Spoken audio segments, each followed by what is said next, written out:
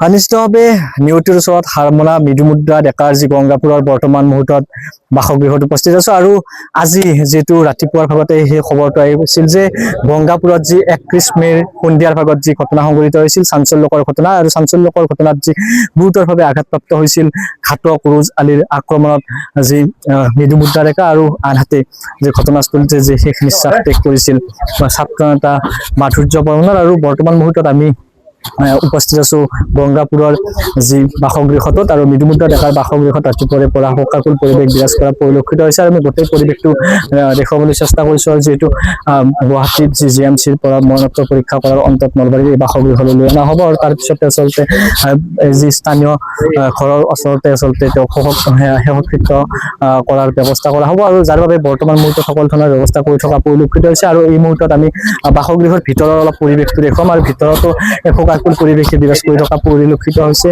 গোটেই বাসগৃহৰ ভিতৰৰ পৰিৱেশটো দেখুৱাইছো, আচলতে শোকাকুল পৰিৱেশে বিৰাজ কৰি আছে। আৰু আনহাতে আমি বাসগৃহৰ অন্যান্য আমি কিছু দৃশ্য দেখুৱাবলৈ চেষ্টা কৰিম। যিহেতু মৃদুমুদ্ৰা ডেকা এগৰাকী ছাত্ৰী আছিল, JNPত অধ্যয়নৰত এগৰাকী ছাত্ৰী আছিল, আৰু গোটেই ঘৰটোৰ পৰিৱেশ দেখুৱাম, তেখেতে আচলতে কেনেধৰণে অধ্যয়ন কৰিছিল আমি দৃশ্যসমূহ দেখুৱাবলৈ চেষ্টা কৰিছো। আৰু বৰ্তমান মুহূৰ্তত পৰিৱেশটো দেখুৱাব, হয়তো যদি সহযোগী ভিতৰৰ ফালে আহে তেতিয়াহ'লে দেখাব যে হয়তো মৃদুমুদ্ৰা ডেকাৰ যি এইখন হৈছে পঢ়া টেবুল, আৰু ইয়াতে তেওঁ অধ্যয়নত ভৰ্তি হৈছিল। আৰু আমি দেখুৱাইছো এয়া হৈছে PM শ্ৰী জৱাহৰ নৱোদয় বিদ্যালয়ৰ পৰা আচলতে তেখেতক দিয়া এখন প্ৰমাণ পত্ৰ, আৰু এনেধৰণে আচলতে বিভিন্ন ধৰণৰ তেখেতক বিভিন্ন মেডেল প্ৰদান কৰা হৈছিল। যিটো এগৰাকী তীক্ষ্ণ মেধাসম্পন্ন ছাত্ৰী আছিল, আৰু ছাত্ৰীগৰাকী নলবাৰীৰ JNPত অধ্যয়নৰত আছিল। আৰু গোটেই ঘৰখনৰ পৰিৱেশটো আমি বৰ্তমান মুহূৰ্তত দেখুৱাইছো। অন্যহাতে বৰ্তমান মুহূৰ্তত যিহেতু ছাত্ৰ সন্থাৰ প্ৰতিনিধি আহিছে, ছাত্ৰ সন্থাৰ প্ৰতিনিধিসকলৰ সৈতেও আমি কথা পাতিবলৈ যত্ন কৰিম। ছাত্ৰ সন্থাৰ প্ৰতিনিধি আছে, আপোনাৰ ওচৰলৈ আহিছো। অৱশেষত প্ৰায় 33টা দিনৰ অন্তত আজি মৃদুমুদ্ৰা ডেকাই এই পৃথিৱীৰ পৰা বিদায় মাগিলে। যি গোটেই ঘটনাটো সংঘটিত হৈছিল গংগাপুৰৰ চাঞ্চল্যকৰ ঘটনা, ইতিমধ্যে এনকাউণ্টাৰো কৰা হৈছে এই ঘটনাৰ লগত জড়িত ঘাতকগৰাকীক। তাৰ পিছতো যেন কৰবাত বা প্ৰশ্ন থাকি গৈছে বিভিন্নজনৰ যে এই ঘটনাত হয়তো আৰু কোনোবা জড়িত থাকিব পাৰে। ইতিমধ্যে বিভিন্ন অভিযোগ বিভিন্নজনে উত্থাপন কৰিছিল। আজিৰ দিনটোত বিশেষকৈ আপোনালোকে কি ক'ব?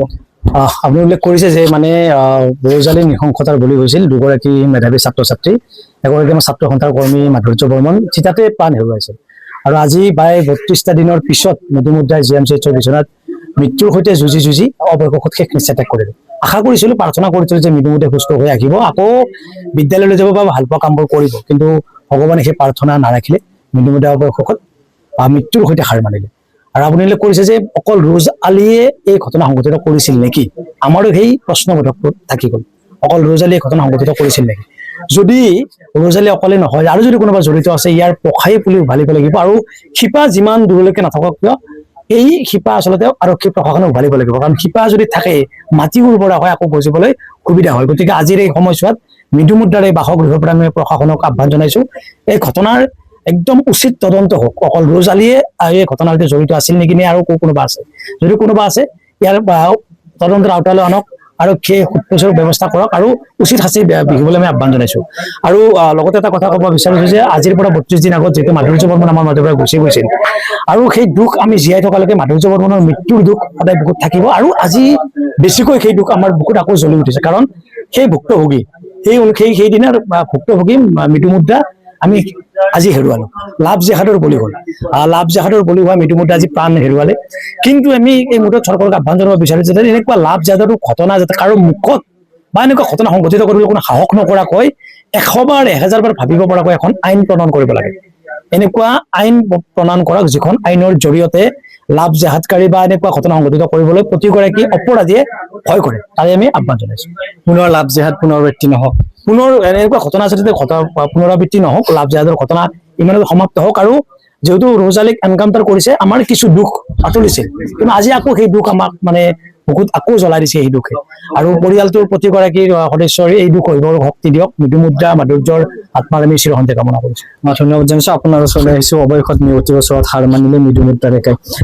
অশেষ চেষ্টাৰ ফলতো হয়তো চিকিৎসকে তেখেতক জীয়াই তুলিব নোৱাৰিলে। আজি সেই খবৰটো ৰাতিপুৱাৰ ভাগত আহিল। সমগ্ৰ অঞ্চলটোতে জিলাখনতে আচলতে শোকৰ চাপ পৰিছে। আচলতে খুব মানে দুখজনক ঘটনা। যোৱা 31 মেৰ সেই নৃশংস হত্যাকাণ্ডৰ বলি হৈ আমাৰ সতীৰ্থ মাধুৰ্য বৰ্মনে চিতাতে মৃত্যুবৰণ কৰিছিল আৰু তেতিয়াৰ পৰা আজি সুদীৰ্ঘ 32 দিন GMCHৰ বিচনাত জীৱন মৃত্যুৰ সৈতে যুঁজি মৃদুমুদ্ৰা ডেকাই আজি ৰাতিপুৱা এই সংসাৰৰ পৰা জীৱন ত্যাগ কৰিলে। আচলতে মাধুৰ্যক হেৰুৱাৰ সেই দুখে আমাৰ ছাত্ৰ সন্থাৰ প্ৰতিগৰাকী সতীৰ্থৰ বুকুত জ্বলি থকা জুইকুৰা আজি পুনৰবাৰ মানে উঠলি উঠিছে।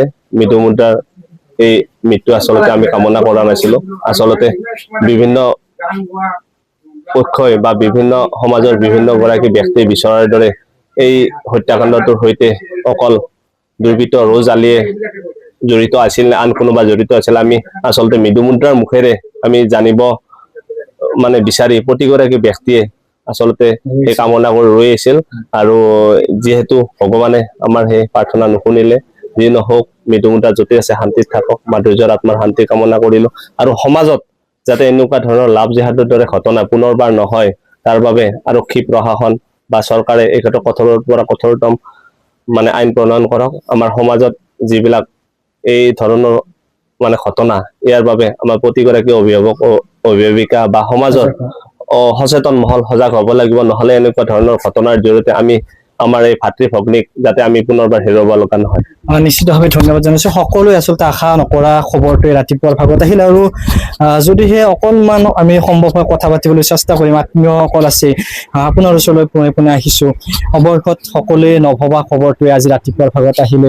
মৃদুমুদ্ৰা ডেকা আৰু আমাৰ মাজত নাই। অশেষ চেষ্টা কৰিলে চিকিৎসকে, সকলোৱে ভাবিছিল যে পুনৰ মৃদুমুদ্ৰা আহিব, পঢ়াশালীত বহিব, পঢ়াশালীলৈ যাব, কিন্তু সেয়া যেন কোনোবাখিনিত স্তব্ধ হৈ গ'ল আজিৰ দিনটোত। কি জনাব? আজিৰ দিনটোত খুবেই দুখ লগা কথা। এইখিনি কথা ভবাও নাছিলো আৰু কেতিয়াও এইটো মানে অহাই নাছিলে মাইণ্ডত যে আৰু কেতিয়াবা মানে হেৰি কৰিব মানে এনেকুৱা এটা পৰিস্থিতি আহিব বুলি। কাৰণ যিহেতু এটা বহুত মানে কি বুলি ক'ম, ভাষাই নাই ক'বৰ কাৰণে।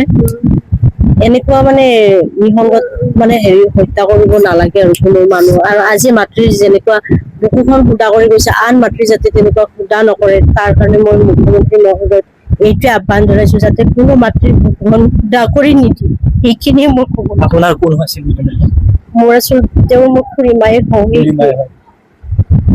নিশ্চিতভাৱে এনেদৰে শোকাকুল হৈ পৰা পৰিলক্ষিত হৈছে আৰু সকলোৱে শোকত ভাঙি পৰিছে। কাৰণ সকলোৱে বিচাৰিছিল যে এই ঘটনাত যিগৰাকী আচলতে গুৰুতৰভাৱে আঘাতপ্ৰাপ্ত হৈছিল, যে মৃদুমুদ্ৰা ডেকাই সুস্থ হৈ পুনৰ এইখন ঘৰলৈ আহিব, JMV লৈ অধ্যয়ন কৰিবলৈ যাব, কিন্তু সেয়া হৈ নুঠিল। আজি ৰাতিপুৱাৰ ভাগত সেই অনাকাংক্ষিত খবৰটো আহিল আৰু ৰাতিপুৱাৰ ভাগত অনাকাংক্ষিত খবৰটো অহাৰ পিছত সকলোৱে আচলতে শোকত ভাঙি পৰা পৰিলক্ষিত হৈছে। আৰু এয়া হৈছে নলবাৰীৰ যি গংগাপুৰৰ মৃদুমুদ্ৰা ডেকাৰ বাসগৃহতো বৰ্তমান মুহূৰ্তত এক শোকাকুল পৰিৱেশে বিৰাজ কৰিছে। আৰু পুনৰ উল্লেখ কৰিব বিচাৰিছো যে যিহেতু আজি দিনৰ ভাগতে গুৱাহাটীত যি মৰণোত্তৰ পৰীক্ষা মৃদুমুদ্ৰা ডেকাৰ সম্পন্ন কৰাৰ পিছত বাসগৃহলৈ লৈ অনা হ'ব আৰু তাৰ পিছতে অন্ত্যেষ্টিক্ৰিয়া কৰা হ'ব বাসগৃহৰ সন্মুখতে। আৰু বৰ্তমান সকলো ধৰণৰ ইয়াত কাম কাজ কৰি থকা পৰিলক্ষিত হৈছে আৰু বৰ্তমানে এই সময়ছোৱাত বা গোটেই অঞ্চলটোতে শোকাকুল পৰিৱেশ বিৰাজ কৰি থকা পৰিলক্ষিত হৈছে। আপুনি বিচৰা বাতৰি পাব কেৱল নিউজ 18 এপত। নিউজ 18 এপ ডাউনলোড কৰিবলৈ স্কেন কৰক এই QR কোড। গুগল প্লে ষ্টৰতো পাব এই নিউজ 18 এপ।